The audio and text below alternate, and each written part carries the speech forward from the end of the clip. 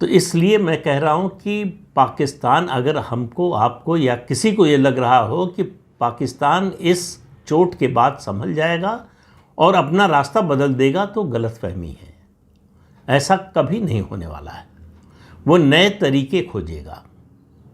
अब कांग्रेस पार्टी और कुछ दूसरे दल भी हैं जिनको और कुछ समझ में तो आ नहीं रहा, वो सवाल पूछ रहे हैं सरकार से कि भाई आपकी डिप्लोमेसी की इतनी बात होती थी, कोई देश आपके साथ खड़ा होने को तैयार क्यों नहीं हुआ ऑपरेशन सिंदूर के समय। उनको ये बात समझ में ही नहीं आ रही है कि इस्लाम के नाम पर भी पाकिस्तान इस्लामी देशों को अपने साथ खड़ा नहीं कर पाया या भारत के विरोध में खड़ा नहीं कर पाया।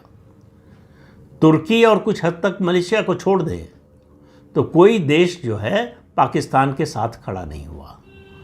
यहाँ तक कि चीन भी उस तरह से पाकिस्तान के साथ खड़ा नहीं हुआ जिस तरह से तुर्की खड़ा हुआ है। 54-55 इस्लामी देश हैं, उसमें से कितने पाकिस्तान के साथ या भारत के खिलाफ खड़े हुए हैं, ये दिखाई नहीं देता। जो लोग ये सवाल पूछते हैं कितने देश भारत के साथ खड़े हुए।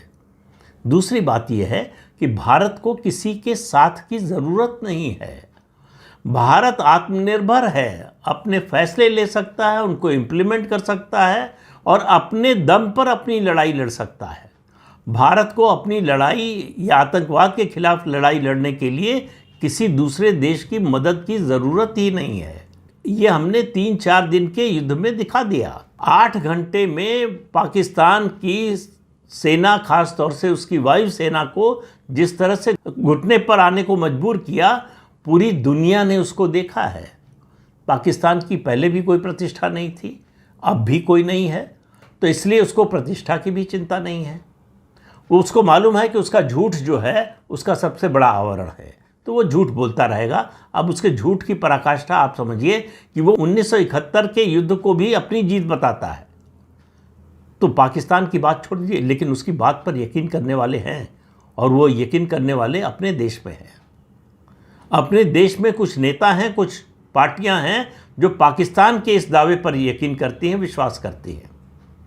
तो ऐसे लोगों के बारे में देश के लोगों को सोचना पड़ेगा कि जो दुश्मन देश के नैरेटिव को हाथों हाथ लेने को तैयार हो, तुरंत उस पर विश्वास करने को तैयार हो, ऐसे लोगों की नीयत क्या है, इसके पीछे उनकी सोच क्या है, इसके बारे में सोचने की ज़रूरत है।